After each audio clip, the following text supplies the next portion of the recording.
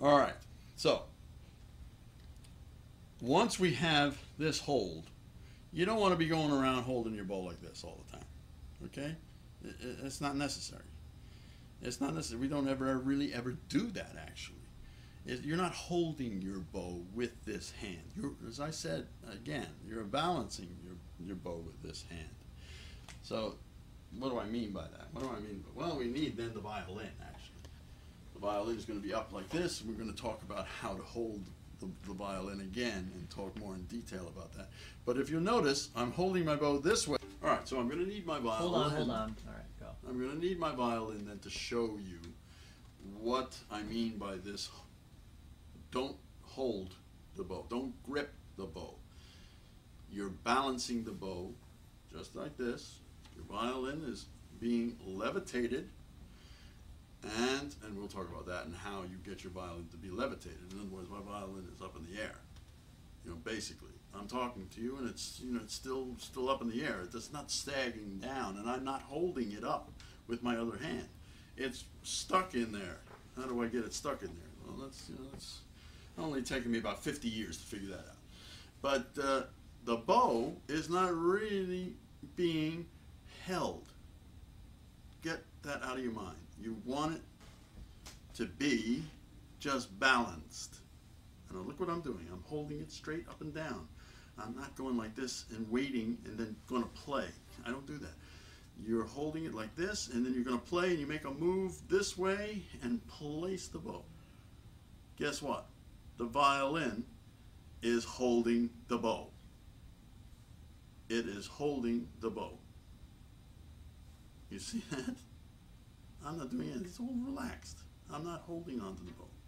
Well, can I play like that? Well, because I'm trying to make the bow one with the string, I just place it on there and just relax into the string while the violin is being levitated, and I pull the bow with the rest of my arm, primarily the forearm. It's a forearm stroke. So I'll be on the D string, and I'll grab the string, and then a sound comes out. And it looks natural. It's not that difficult. I get a nice sound from the bottom of the bow, the heel of the bow, the talon, to the tip of the bow, like that. All right, so I'm not holding on to the bow and trying to play like this. Oh, I've got to find that. Where's that string? I see it. I'm holding on to my bow. That's the sound you're going to get. You're going to get a very ugly sound. You want to get rid of that sound. You want it to be a very, very direct sound, and you want it to be very, very clear. You're looking for a very clear sound. This is the way to do it. This is the way to approach it, the way to think about it. That brings us then to, that brings us to what you're going to do with the rest of your arm. Once you've got this shape, you hold that shape. Just hold it like this. And start moving your forearm out and in, just like it was the hinge of a door. Now I'm sure those of you who have played the violin before, you've heard this from your teachers ever since you were like one year old. And it's this movement. That is so important. Now, the problem that comes from this is when you have to combine all of these things together. This movement with this movement with this movement all together. That's a combination of ideas that go together. Now it gets more intense if you add the motion of the upper arm. This part of your arm, right up here. And that is the circle that you describe with the upper arm. You're doing this because you're following the line of the bridge from one string to the next. You see that? This is the G string. This is the D string. This is the A string. This is the E string. You see that? You see? Now look, take a look.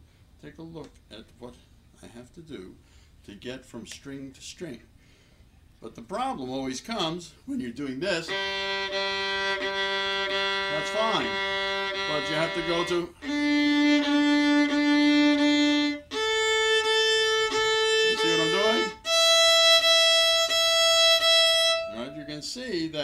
if I do this motion in the upper arm correctly, when it's supposed to happen, exactly when it's supposed to happen, I'm going to get... I'm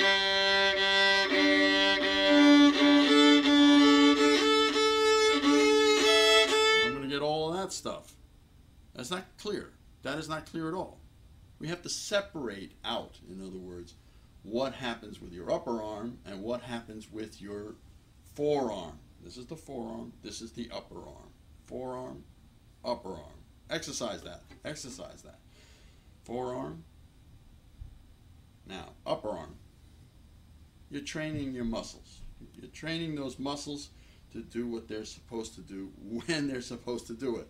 Move, move, upper arm. Do what you're supposed to. Now, forearm, move, move. Yes, do.